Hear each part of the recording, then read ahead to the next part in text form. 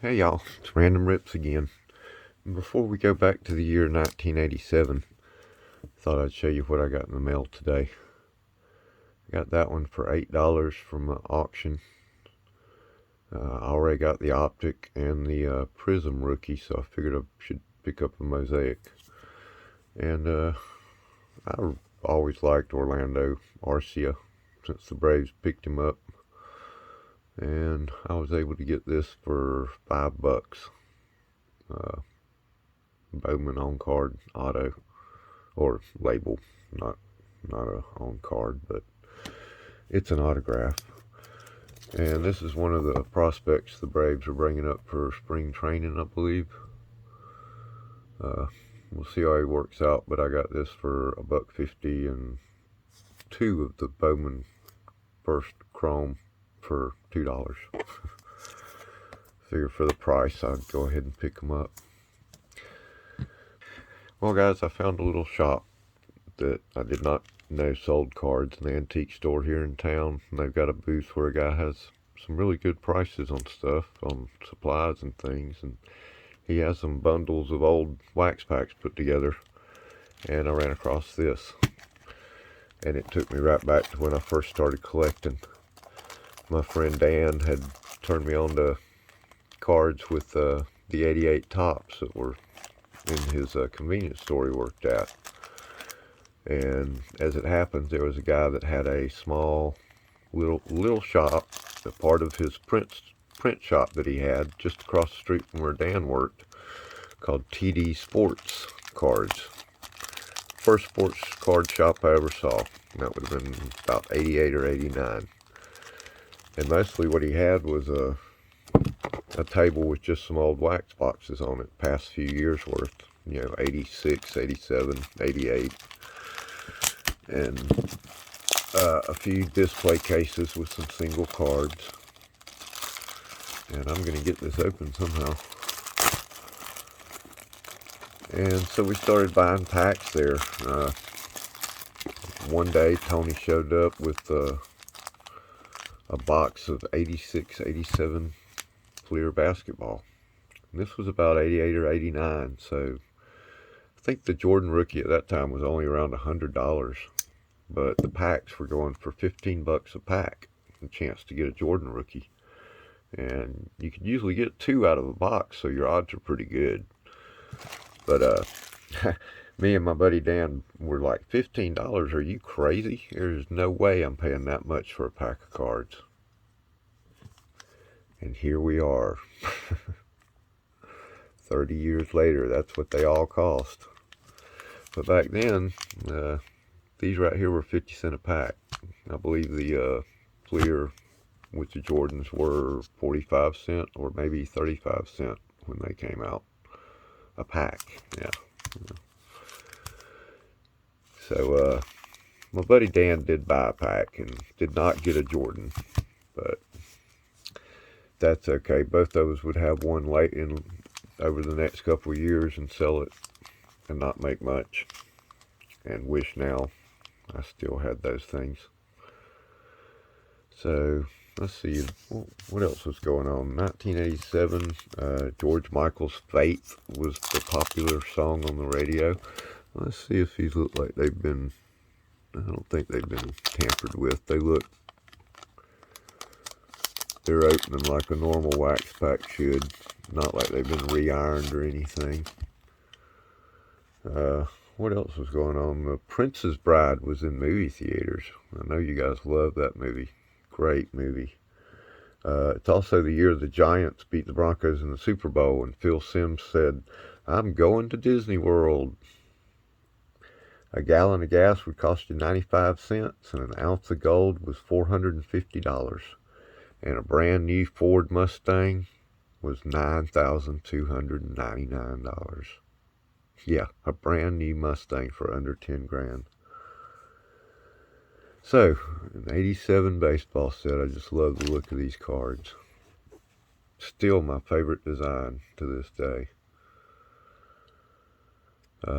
What are we looking for? We're looking for Greg Maddux rookies. Same thing we were back in the day. Greg Maddux, Bo Jackson, Mark McGwire, Barry Bonds, Barry Larkin, Rafael Palmeiro, they've all got rookie cards in this set.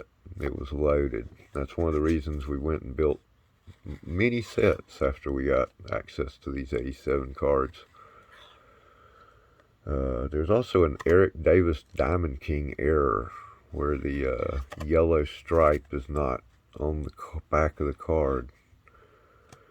That is actually, if it grades up to a 10, it's actually worth $20, $30. There's Darryl Strawberry.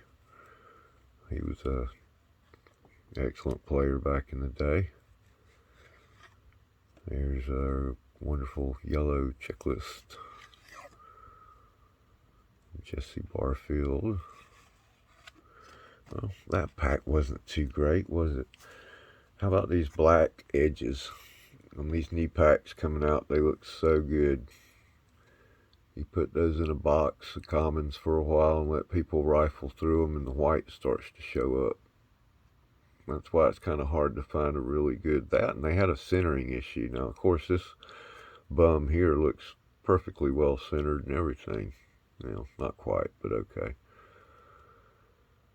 But I came in on my buddy Dan one day, and he had a black Sharpie, and he was going around the edges covering up the white on the cards. I was like, I hope you don't plan on selling that. But I gotta say, guys, you couldn't tell unless you had one of these loops that I got over here somewhere, jeweler's loop. You could look through it and you could see instantly that it had been doctored. But yeah, I was like, what are you doing, man? So let's see. Looking for Bo Jackson, Greg Maddux, Barry Bonds, Mark McGwire. What I don't need are more of those puzzle pieces. Alan Trammell, Leon Durham. There's Ozzie Smith, Diamond King. And if you look on the back, see where it says Donruss Diamond Kings.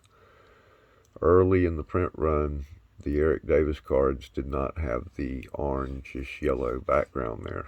So that's one we're looking for. Might be corrected in this box. Since they corrected it, the error actually has a value. Terry Pendleton, right before he became a Brave. Al Nipper, John Franco. Oh my gosh, it's the great Bud Black.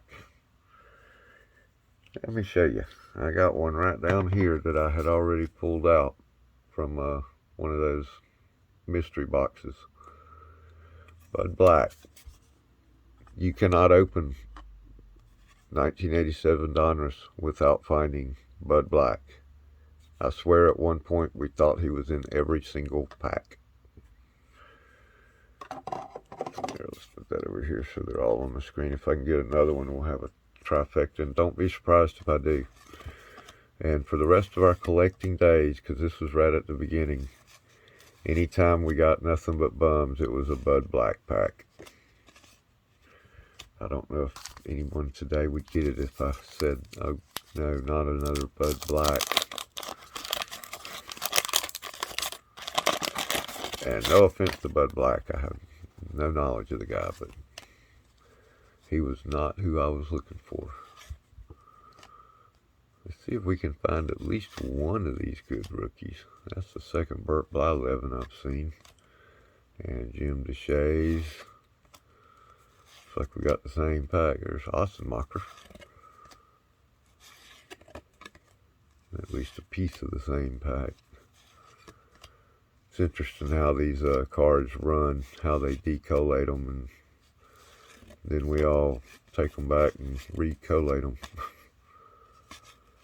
Well, look at that. Open 3 packs, I'm getting duplicates. Now, does it look like somebody resealed that?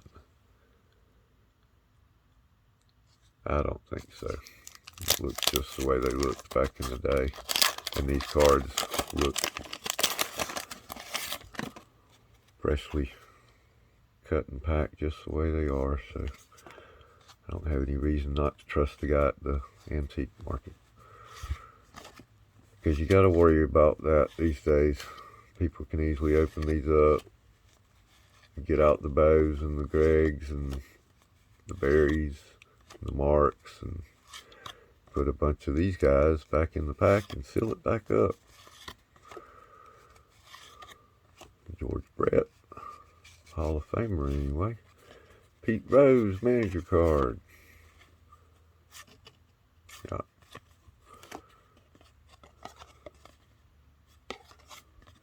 Alright, one last pack. And I paid $15 for these 5 packs. So 30 years after paying, well, 35 years after paying 50 cents a pack, they're up to a whopping $3 a pack, which is more than you can say for most of the junk wax era, which this would have been the very beginning of, in my opinion. I don't think 86 quite counts as junk wax. 87 definitely.